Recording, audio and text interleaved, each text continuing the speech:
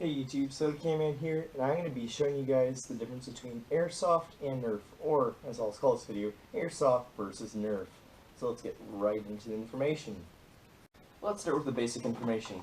This is a Nerf gun. To be specific, this is a Nerf retaliator. You can put different attachments on it, such as a different barrel, or a different stock, if you so please, or remove it, or just run with the plain blaster itself. This right here is another Nerf gun. The Nerf Hyperfire. This Nerf gun is electronic, and you put 4G batteries near, or other guns will take AA batteries, which is what they will run off of, and they fire this ammo, Nerf darts, which we are used to seeing on my channel, and they take Nerf mags in both these guns. Not all guns use mags. Sometimes you put the dart right in the barrel, or in the revolving barrel, and they take mags, or you just load the ammo in. And very simple. They generally have anywhere from 50 to 100 feet in terms of range. And now let's get into Airsoft. This is a Timberwolf, or a Lone Wolf, by the company Echo 1. This is a gas blowback pistol, and it takes this green gas right here, or propane. Other gas guns will take CO2 cartridges, but this one takes gas. And it's very simple. This is not loaded. It has a blowback slide, replicating similar to a real firearm, not to the extent of kick, but having a almost realistic action of the gun. They fire BBs in multiple weights, anywhere from 0.12 to generally 0.4 is the heaviest BB. But generally you're going to find people using 0.2s and 0.25s like me. I use 0.25s because they're my favorite round by Elite Force, which is a reputable brand. This right here is a mag. It can come for any assortment of mags. There are AK mags, there are M4 mags such as these, G36. Any model of guns as Airsoft guns are meant to be dangerous toy replica of real firearms. So for those who don't want to own the real firearm but want something similar, these are always nice as collector's items, or if you choose to use them on the field to shoot others who are wearing protection. And this is an ARX 160 by Elite Force Umarex. This is similar to the real one, has all stamps and licensings. Is for a gun to be legally sold in the United States, you need to have all the trademarks for the gun from the manufacturer. I think that's a new law from 2011, if I'm correct. So this takes batteries. This is an electric gun, or electric blowback in this case. And it uses a 9.6 volt battery. They can range from an 8.4 volt, 9.6 volt, 7.2 volt, even a 10.8 volt if I'm correct. There's actually a larger battery, but no one really uses those. There are also lithium polymer batteries, which are 7.4 and 11.1 and 14.3. 14.3s are generally stayed away from, but this gun takes M4 mags. And this gun has a folding stock, similar to the real firearm. You can put attachments on rails, similar to a Nerf gun's rail. You can put attachments on it, but it can't take real gun attachments, such as what's called either a weaver rail or a Picatinny rail, or tactical rail as most people will call it. Even in Nerf they have tactical rails, but they're mildly different in terms of size. But I'm dry firing this, and I'll show you guys what it sounds like when you fire it, and it does have a blowback little mechanism right here. And it also features semi, which Nerf guns generally do not have a selector switch.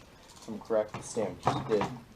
I can't correctly remember, but Nerf guns are vastly different from Nerf, but Nerf guns cannot be used, Airsoft guns can generally not be used indoors in your home. There are indoor Airsoft arenas, but they're generally specific. That I'm referring to in a home. Let's say you have a cat, a dog, drywall in your house, electronics such as a TV. You generally don't have to worry about those things getting damaged or broken or hurt if you shoot them with a Nerf dart, if that saying is a Nerf dart, is in not modified. With an Airsoft gun, generally not the case, and they could actually take out an eye, but that is generally rare, but it still is a very big hazard. But this is a little spring gun, very basic. This is one of my first Airsoft guns I actually ever had. I should have gotten the Airsoft probably 6 years ago when I was 11. So it's a very nice gun, has lasted me a long time. Spring guns generally are more reliable if they buy reputable brands, or sometimes it just goes by the model. Sometimes they're just poorly made.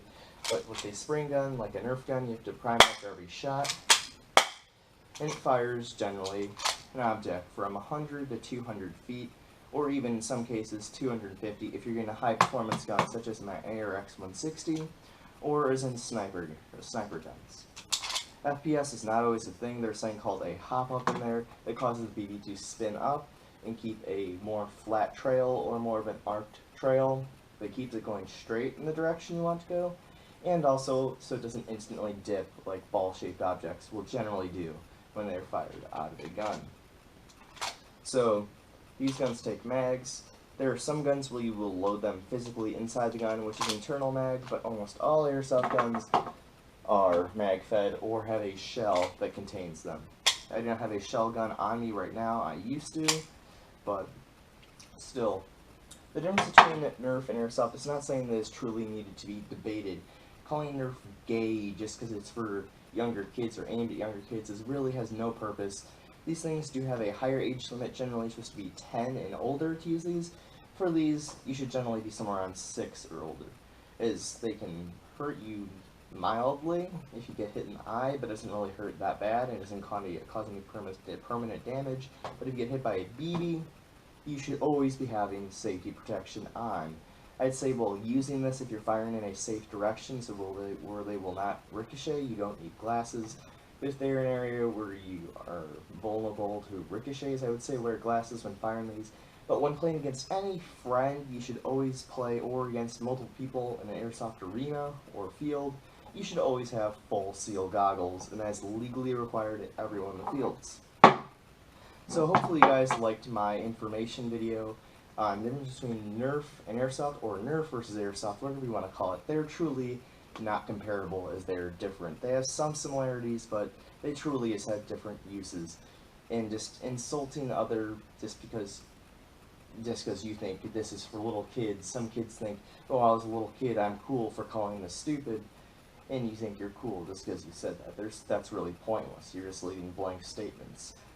But truly, hopefully guys, you like this. And I encourage any of you guys, if you're over the age, to buy an airsoft gun. Do get an airsoft. I ran a channel for about 4 years now, and really it is quite fun to play airsoft.